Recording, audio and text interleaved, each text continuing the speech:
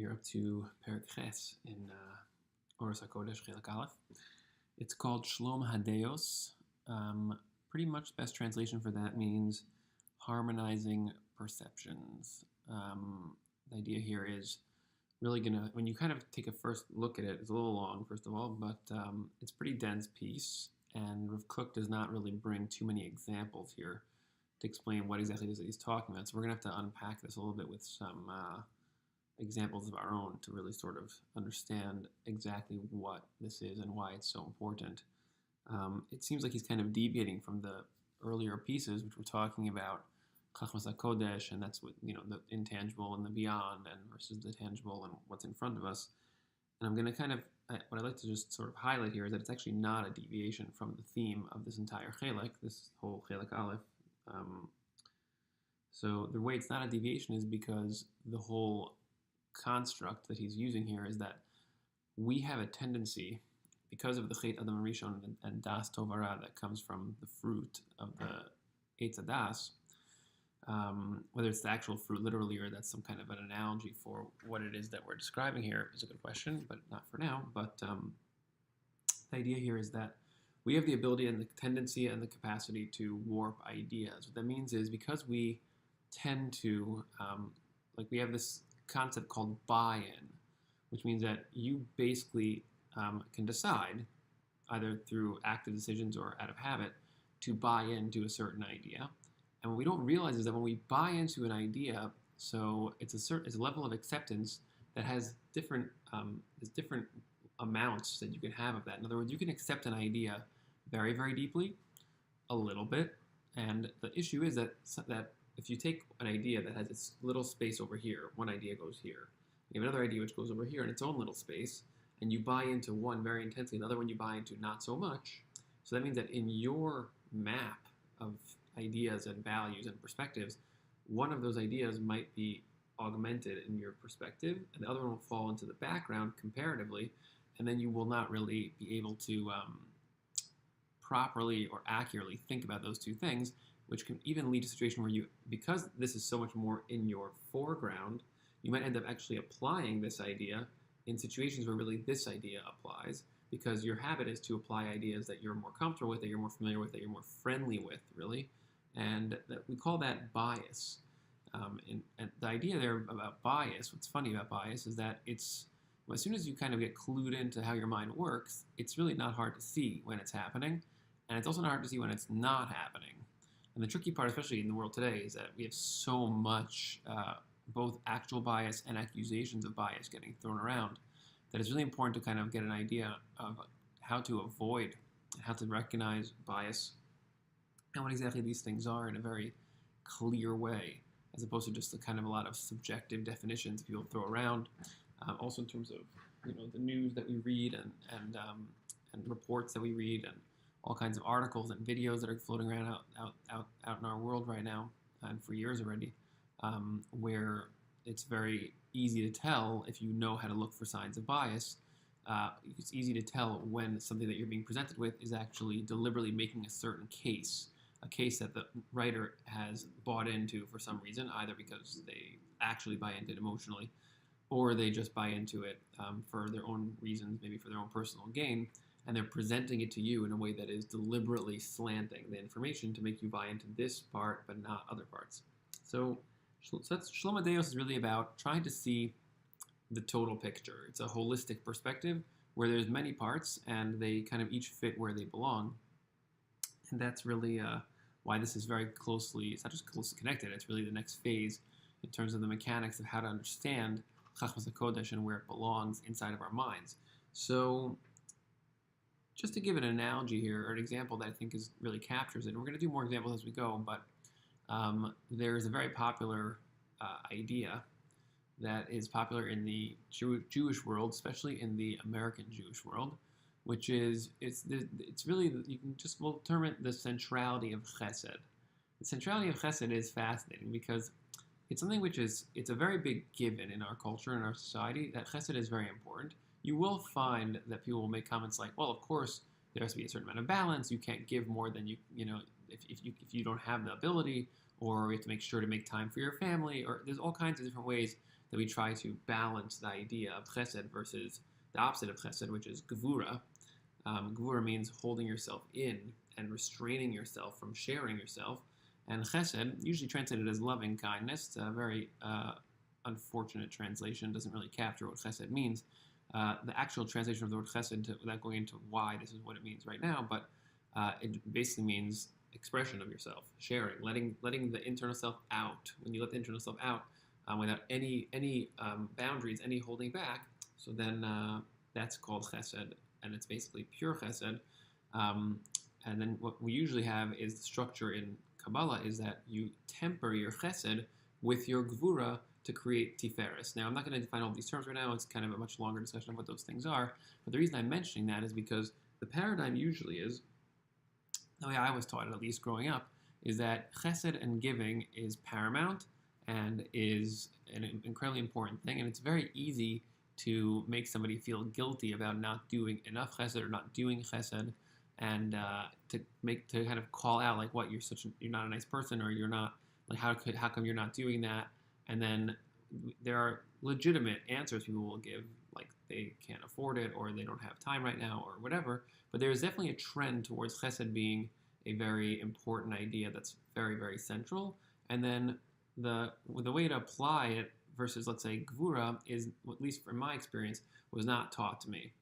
And these ideas need to come together, because they're, like, as an example, that we have that with Yaakov and Lavan. When Yaakov first reaches Lavan in Parshas Vayetze, so it says that he tells Rachel that he is Achi Avi, Achi Aviyahu. He's the brother of her father. And Medrash there says, tell your father that I'm his brother, if I'm actually his brother, or if he tries to cheat me, I'll be his brother in Ramaut. I'll cheat him back. And it's like a very strange thing. Like, he's going to cheat him back. Like, why? You should like, be nice, or try to do chesed or help him. But Yaakov's response is, I will treat you in the same way that you treat me, in order to protect myself, which is also parallel to a concept that's found in the Gemara in Sanhedrin, the end of the Masechta, where it says, and also a few other places, it says, Kol mi she'ein bodea asur l'rachem alav. Someone who has no self-awareness, you're not allowed to connect to them in a sympathetic or potentially even empathic, but mostly sympathetic way. You're not allowed to have mercy on them. They have no self-awareness in a particular area, which is a very harsh statement to make, and yet it makes a lot of sense when you think about how someone who's not self-aware, they're also not aware of you. In the same way they're not self-aware about whatever it is that you're discussing, they also are not going to be aware of you in that same area, because they don't have the tools yet to be aware of those things. And so for you to then try to give them something in an area where they don't actually have self-awareness, they will lack hakara. They won't really see what it is that you're doing. And then you're basically creating an imbalance between you and them. And what they really need at that time is they need your gvura. If you give them chesed at that time and you share yourself with them, they will take that and they will run with it in some way that is damaging to themselves or you. So you need to apply gvura there. And that's, we can look at the stories of Avram Avinu, all the ways that he applied chesed in ways that caused him tremendous damage. The entire creation of Yishmael and many other parts of the stories with Avram are essentially just outgrowths of Avram's chesed dynamic that was untempered, and it took him a tremendous amount of time until the story of the HaKodesh, basically, to get that kind of under control. And that's really, you sort of see the damage of chesed in those stories. And so really the idea that I'm trying to share here, which I think this whole piece is going to unfold for us, is that each idea has its place, and you have to know exactly where it belongs, and you can't just have that in a vague sense. It needs to be very clarified, and that's also true if you're telling somebody else something. You have to be able to convey it in a way that is exactly, this belongs here, but not here, and over here there's a different idea. Because if you don't do that for someone, if you just tell them an idea, you teach them chesed is very important, and you don't do the rest of that big picture where it fits in, you're basically not teaching them properly, because they're lacking an applicational element of the idea you're teaching them. And so it just creates tremendous confusion, because they take an idea. A nice Dvar Torah works this way. A vort. Here's an idea in isolation. Where does that idea fit? How does that relate to like 20 other ideas I've heard in Torah ideas? Ahava, Love Hashem, Dveikus, all these terms and concepts that are thrown at Avera. What does it mean? What's Gehenim, Olam Haba? Like, what is Schar Va'onesh? These are terms that are incredibly important, very central, and yet the way that at least I was taught them and the way I've experienced them growing up, these things were very distorted and disparate. They were not connected, and I did not know where any of them really fit. And I didn't even know what a lot of them meant in a real way. I just kind of worked with cultural meanings that people told me. But if you can't say where something fits in terms of its larger picture, then it just ends up being that it's like propaganda a little bit. You're basically telling people, buy into this idea. And so now they have like all these ideas pasted all over their perspective, and they're all, it's like a patchwork person. They don't know where they really fit, and they kind of will oscillate. Well, yeah, I need to be this way today. No, I should really work on that midah. I don't know what I should do. Like all these different confusions that are going on there. And Shalom HaDe'ot is about knitting all that together where it belongs in a way that as you get it there, you realize, oh, this really works. Like this is actually like an effective way of thinking, because it reflects reality. Like it intuitively seems to interplay and perfectly parallel what it is that I experience in my life. So let's read a little bit and see if we can get through this piece and try to unpack some of the things that he says. There is no perspective or knowledge. We'll translate Yediyah for now as knowledge. It might mean experiential knowledge. We spoke about in previous videos. In the world, in the different structures or isolated circles, basically like categories of knowledge of a person, and any creation. There's no idea that will not come from it, that will not emanate from the idea itself, mistakes and blockages, confusion. In other words, every idea basically intrinsically will lead to this, because by definition, and it's really what we just described, because of the buy-in problem. So you get presented with an idea, this idea, yes, and that kind of puts other ideas now into the background. It makes it difficult because ideas that are in the background now, we don't really see them in the same way. So it's actually funny because we hear ideas, when we learn them, we learn them in a linear way. I tell you an idea, someone tells you an idea, now you know that idea. Then I tell you another idea, which maybe contradicts or fits in somewhere, and all ideas kind of come in a line. And I was always bothered by that. How come we can't just give over all the ideas at once? Then you can just see the whole picture, but there's no way to do that because by definition, verbal communication is linear. So it just it works that way, that you just kind of, every idea will kind of overshadow other ideas, at least initially, until you get them all properly oriented. So madrigos, hatawiyos, vashkafos, mechushachos, vafuchos. There's like different amounts or kind of like comparative steps of the different problems, mistakes, misunderstandings, and blockages that come from this. Habos aragli kol akarbofa, that they kind of come in the wake of every idea. Shonos hein zomizo. These steps are different from each other. In other words, there's like different amounts of confusion. It's not just like it's just confused in a general way. It kind of varies. We're going to see exactly in what way that's true. We're talking about within a particular idea.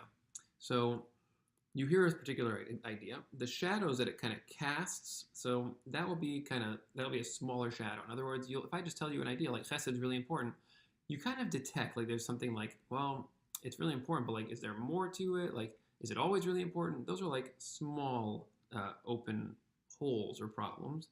But then when you kind of compare it to, when you get a different idea, let's say in a month from now, and you'll be like, wait, like, how does that fit with this? Then the disparity will be revealed at a much more intense level. So the idea is that like the contrast of ideas, and there's different types of ideas that you can actually have that contradict, and like the extent of the contradiction is like it can really vary depending on the nature of the ideas. Like for example, how do we resolve loving all human beings, or something? Let's say that as an example, versus going to war. Like how do we fit those two together? That's like two very extreme ideas that like how do you resolve that? So that's like, and then you could have smaller things which are like, but like only give 1/5 of your money max to tzedakah. Like, so is there like a limit on it? Like where exactly is the limit? These are ideas that contradict, but not clear exactly how much. So let's read a little more. To the degree that the kind of like each category is distant from each other,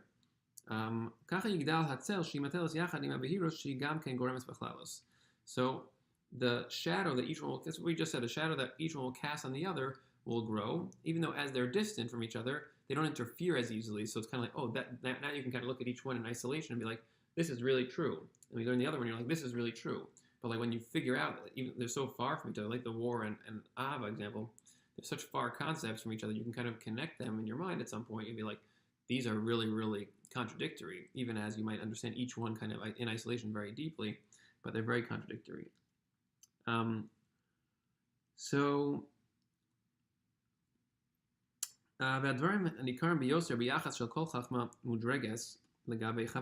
These things are very easily seen in the relationships between different categories of ideas that are relative to each other in that kind of a hierarchical scale.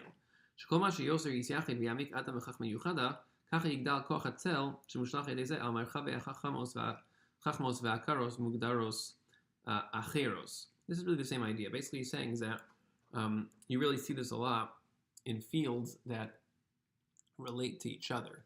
In other words, let's say as an example, if you're really getting involved in a lot of chemistry ideas, and you kind of go, the chemistry is kind of like the detailed level of physics, laws of physics that essentially underlie all of chemistry and biology.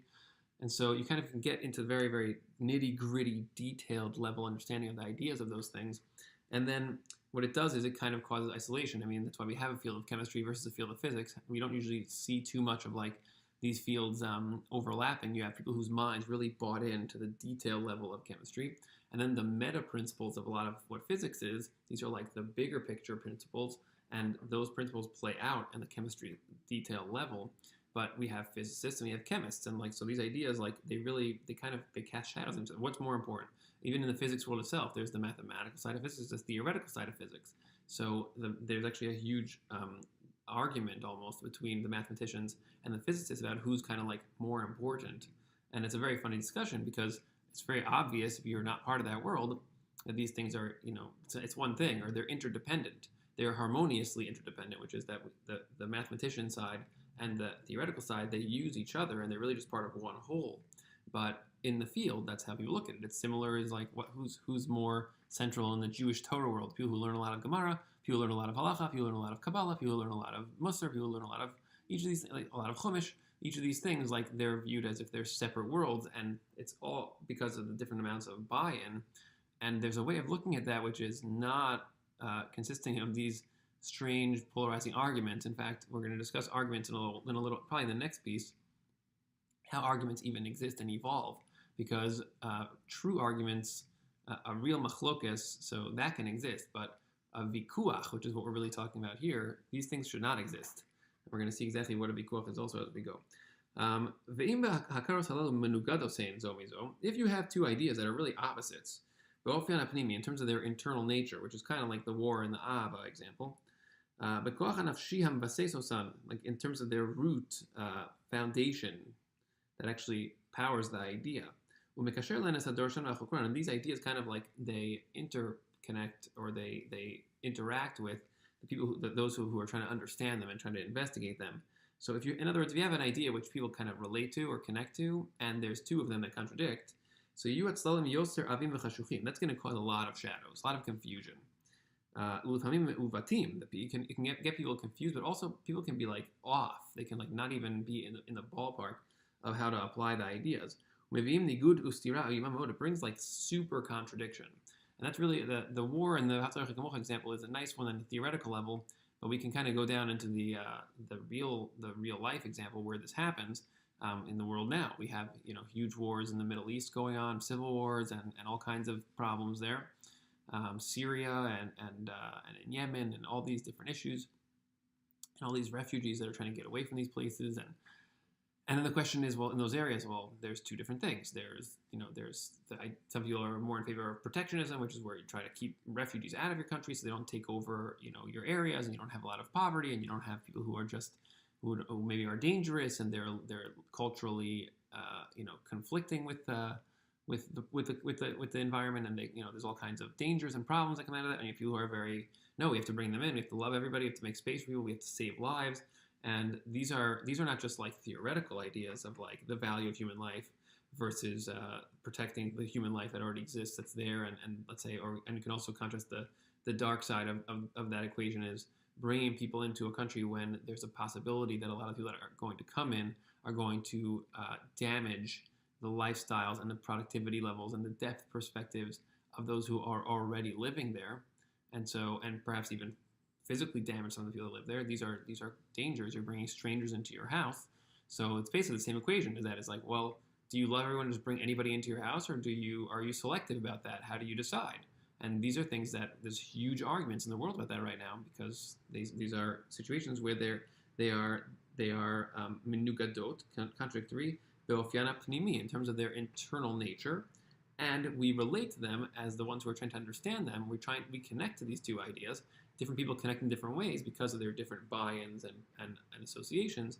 And so that's why people argue, to the point where you actually can have people who are saying crazy sounding things, but we're not really understanding what the two underlying sides are. If you look at the two parts and you understand the big picture, you can make a much more objective calculation of what can be done, but you have to be willing to accept that there really are two different aspects or ideas that are at play here, as opposed to just being like, well, of course we have to save everyone, or of course we shouldn't let people into our country. And the same thing true also applies to the immigration issue in America. These are all the same exact issues in both cases, and the perspective needs to be, you have to be honest about the fact that there's really more than one idea at play here.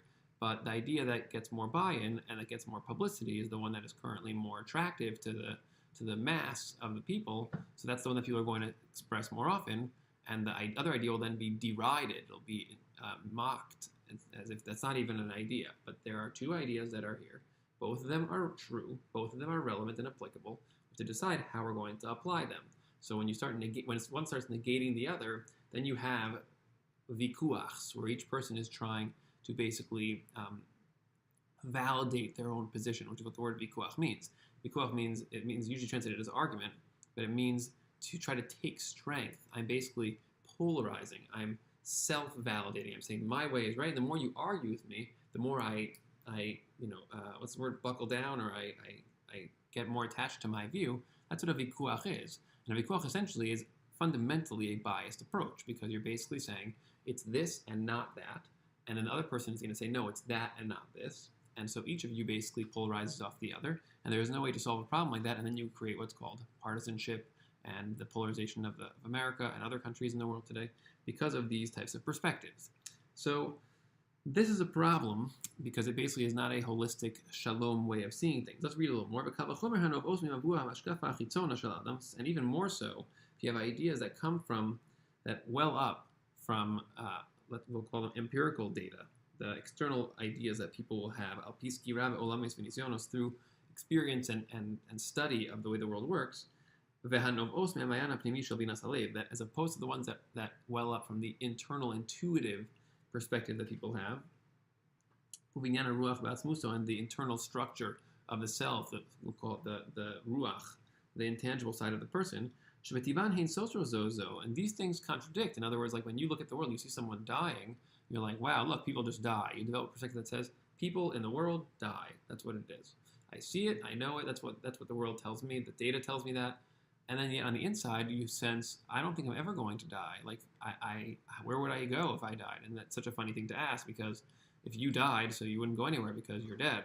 And yet we intuitively know or experience in some way on the inside, like this question of where would I go if I died? Or when I die, where will I go? Which implies that you won't die then. It just means that you'll be in some other state of existence. But if you're going to go somewhere, you won't be dead. You'll just be there now. So these are contradictory ideas that float around in our heads. People die, but where would I go? And we don't even always sense the contradiction until suddenly you have massive vikuachs in the world about, no, there's no life after death. No, there is life after death. No, I don't believe in religion. No, all these different, this chaos of different perspectives. And these things need to really be understood clearly. And when you kind of start to delve into them, which Cook's going to address that right now, there is clarification available. We can actually figure this out. So these things contradict in their very nature. They leave blockages, they leave obstacles, each one on the other one. That's what you just described. The different ideas that contradict, so each one kind of ruins the other. Only in the Otzar Seichel Elyon means kind of like the perspective that is above, which is really what we're kind of pushing towards now. We're talking about the looking at a situation holistically from above to see all the different parts, as opposed to I'm in this side or I'm in this side. You think of it as a triangle. A triangle's like this, So on one side of the bottom of the triangle is one view. I think that it's good to let in immigrants. On the other side of the triangle is the other view. I think it's not good to let in immigrants. And there's the third place up here, which is sort of seeing it from above and realizing these two ideas do not contradict. They each have their place. And we need to figure out where to apply that perspective that is more holistic. So that's Otzar HaElyon, HaSeichel HaElyon. It's looking at it from beyond, from above, from outside the system. Objective looking at it, you can call that. That's how Hashem sees things. Hashem sees that in totality. We're constantly seeing more and more of that, assuming that we are trying to apply the concepts that are inside of this book and inside of all the Torah and Kabbalah perspectives. It's really what one way of describing what we're trying to do here is basically clarity of perception. So be'otzar HaSeichel HaElyon hazohar nishmasi biyosodo, which is the root. Essentially, what he's saying is like that otzar, that upper perspective, is kind of like the root of the self.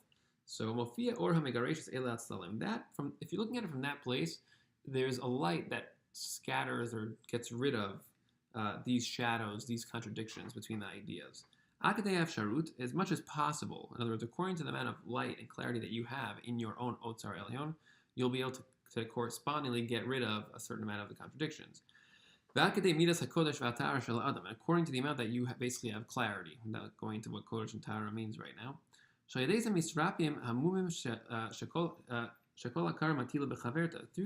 you can heal the imperfections that each idea puts or reflects onto its opposite. In other words, each idea seems to say, well, that other idea is stupid. So like you can basically heal those imperfections by saying, no, that other idea applies here, and this idea also has its problems which apply over here. You have to know exactly where each idea applies. And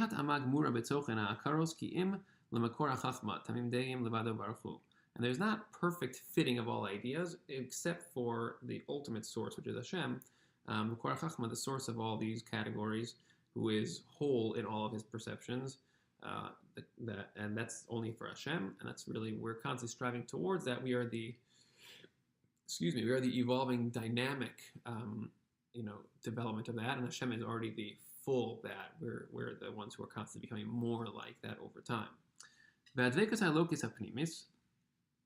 Internal attachment to Hashem, which without defining right now what dveikus means, even though it's a very important term, she is sod kol HaDe'ot. That's really the root of all ideas and all perspectives. And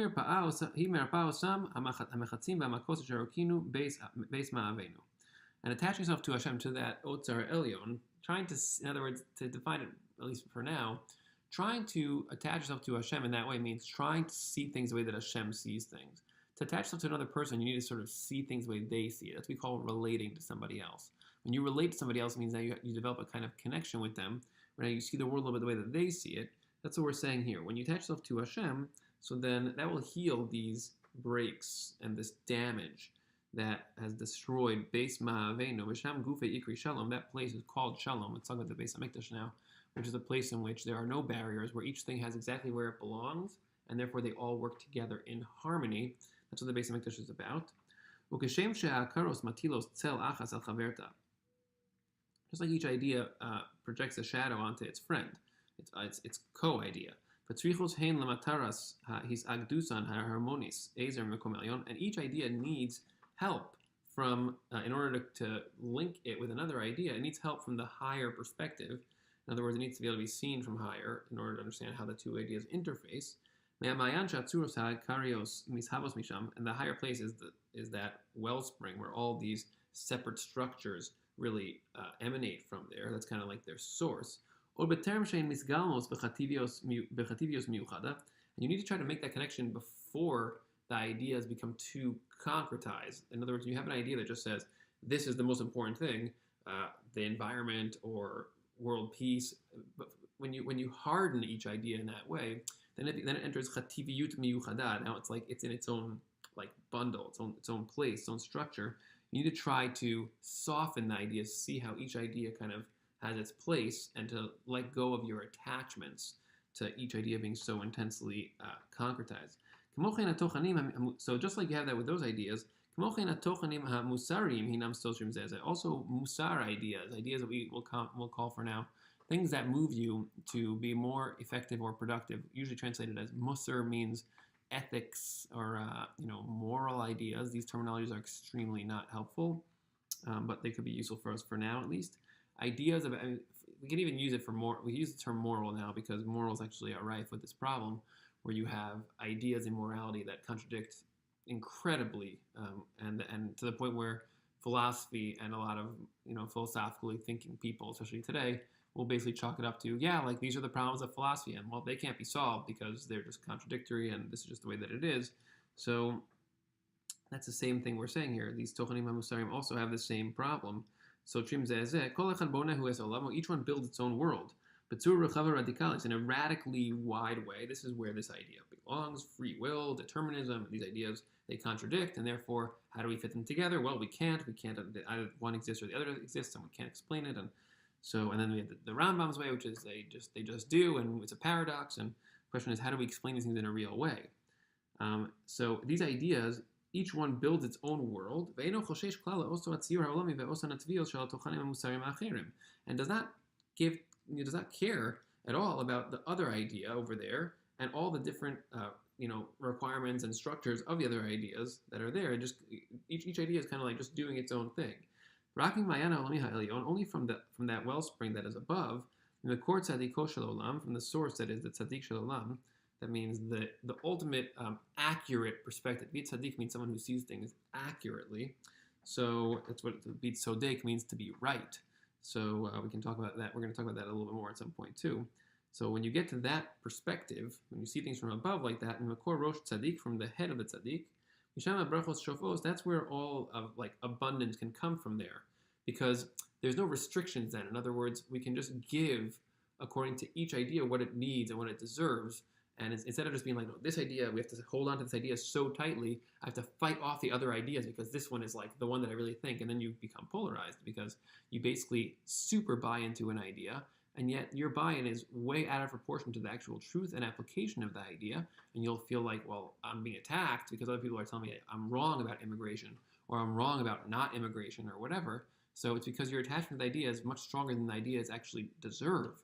And so you're giving of yourself to that idea, even though the idea, there's other ideas that also need your giving, but only by seeing that from above can you actually realize, oh, there's all these ideas I need to kind of work with, and each one has its place. That's the way to be honest and truthful, and not just rigidly attached to a particular perspective. Because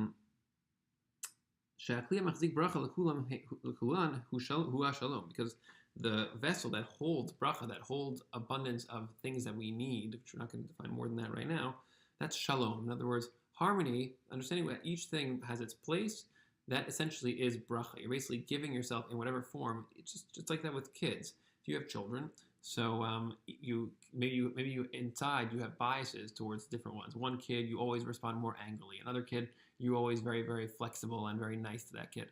And that means that you're holding back something from one kid and giving something to a different kid. And it could be you're doing it from a place of excess buy-in, which is actually beyond the truth of the nature of the kids' situations, where it's not really so much about their needs and what it is that they should have in terms of their own development, but it's about your own bias. And if you have that, then that means you're not going to be withholding bracha that needs to be given. Shalom means that you see each kid exactly what they are for what they are, and where each kid fits into the scheme of the family, and then how to allocate as a parent the different resources that you have, whether it's your time, your money, activities, whatever it is that you're doing, to each kid according to their actual need. That's what shalom is. That's the oneness of all the requirements that each creature has.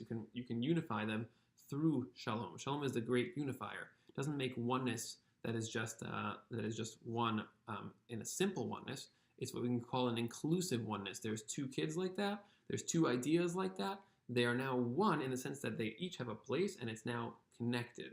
So that's linking ideas. It's the same thing as marriage. It's oneness that contains within it otherness, which is really what we call in Kabbalah terms achdus hakoleles, the oneness that is inclusive of otherness. That's really what shalom means. Like shalom bayis means the harmony of the home, means marital harmony. Two selves who are unified in their separateness. They can connect to each other while still being two separate people because they each have their place. The more you have contradictions between each idea, between each category of ideas that are musari and the next idea, to that extent, you can actually deepen the connection between them. In other words, every time you have a contradiction between an idea and another idea, or a person and another person, it's actually an opportunity to deepen the connection between them, because you each it's an opportunity for greater self-awareness, really, which is, I think one thing, you think another thing. So if we dig down, we'll figure out where we're each coming from, and then we can each realize that we're actually on the same page. It's just that we're kind of each attached to different facets of a discussion, and we each think we're seeing the whole picture, but actually we're each just seeing a piece of it, and we're each seeing different pieces, and that's really where a vikuach comes from. When you do that, it goes from being a vikuach to a machlokes. Machlokes from the word chalak, which means that it's smooth. A machlokes is the idea that I think this is a more important piece, but I'm not attached to that in a buy-in way. I see all the different parts. I think that the way to weigh this is this way. And you say, no, I think the way to weigh it is this way, and that's a machlokes l'shem shamayim. It's about trying to understand. Whereas a vikuach is, this is the way, and that other idea is not true, and I reject that. And that's a disintegrated perspective, which is a vikuach, a machlokes shelo l'shem shamayim, which is not miskayim, does not exist. Those types of machlokes is machlokot. And it's also true in the Gemara, by the way. Arguments in the Gemara work exactly the same way. That when you find a problem in the Gemara, a contradiction, you want to dig underneath. And so a kasha in the Gemara basically is a contradiction. You dig underneath to find the answer. What that means is you're looking deeper to figure out the different pieces the Gemara is working with, or the different opinions are working with. And then you understand the bigger picture that they're each looking at, instead of just being like this versus that in a very disintegrated way. And through this process of digging down, basically they become able and ready to return to their oneness, to their source, where they're the same. And then to kind of take from there,